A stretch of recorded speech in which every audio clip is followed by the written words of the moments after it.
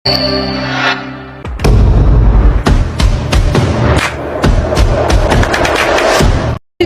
bohong atau hoax dan menyesatkan adalah dengan melakukan strategi bertebaran di media sosial. Hi everyone, good morning and welcome to the Group Egg Podcast. Hai guys, apa kabar? Hai, baik. Gimana nih perjalanan Salsa buat datang ke sini? Lancar kok, walaupun ada hambaran sedikit. Kalau Bila? Lancar sih, tapi ya kalau masih sedikit ya is oke lah, nggak apa-apa. Oke. Kalau Rafa? Lancar-lancar aja sih, kan jarak sama rumah gue sama lo kan deket ya, jadi aman-aman aja. Oh ya, ulangan kalian gimana nih? Gue sih udah belajar beberapa mapel ya. Kalian gimana? Kalau gue sih belum belajar. Gue juga masih belum, santai aja kali.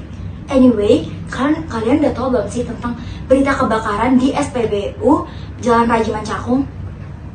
Oh ya, gue udah tahu nih. Beritanya kan kayak seorang pengendara motor lupa untuk mematikan mesin motornya. Oh, emang iya ya? Gue baru tahu kronologinya.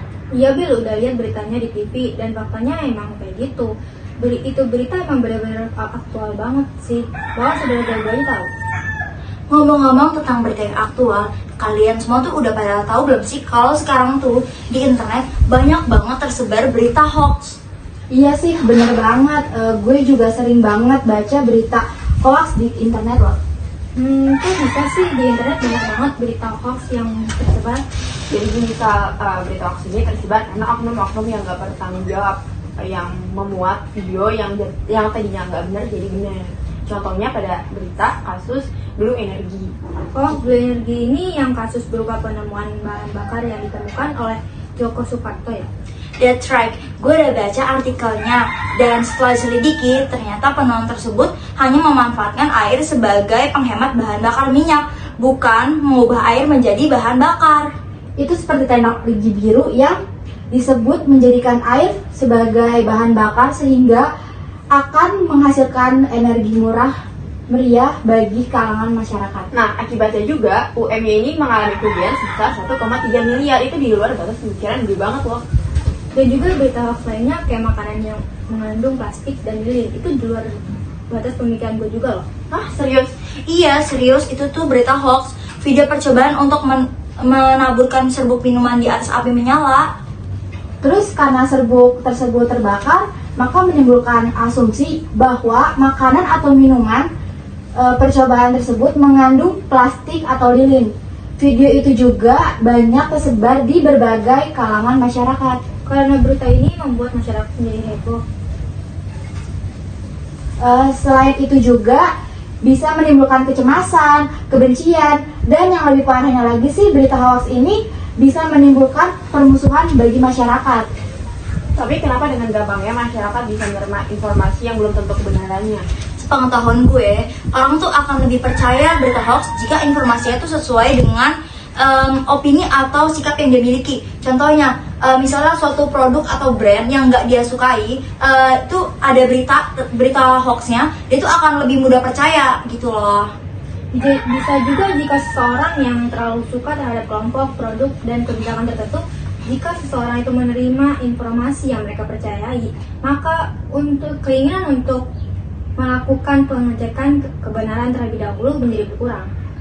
Penyebaran hoaks selain karena adanya perasaan terafirmasi juga dipengaruhi oleh anonimitasi pesan hoaks itu sendiri. Nah, harusnya kita sebagai masyarakat Indonesia harus cerdas dan kritis dalam menerima informasi di berbagai dunia maya yang sudah sangat mengkhawatirkan ini. Of course, pasalnya media-media membuat berita bohong untuk melakukan propaganda yang tujuannya untuk menciptakan suasana yang tidak kondusif, bahkan bisa mengancam disintegrasi bangsa. Tapi masalahnya masih banyak masyarakat yang belum bisa memilih terkait media informasi yang benar atau tidaknya. Masyarakat harus berpegang pada media mainstream sebagai acuan memilih informasi. Berita di media mainstream, terutama media online, lebih bisa dipertanggungjawabkan ketimbang media yang gak jelas. Apalagi sekarang ini banyak banget situs-situs abal yang ironisnya berita atau foto yang tersebar di media, abal-abal di media sosial bisa viral meski isinya itu tidak berdasar alias hoax. Nah, intinya kita sebagai masyarakat Indonesia harus kritis dan cerdas dalam memilah informasi. Verifikasi terlebih dahulu sebelum menyebarkannya lagi. ke dunia maya. Terus jangan mudah buat terprovokasi sama judul berita. Harus selalu bersikap kritis sama apapun yang didapat. Logika harus diutamain dan harus disaring terlebih dahulu sebelum berita-berita hoax tersebut tersebar kemana-mana.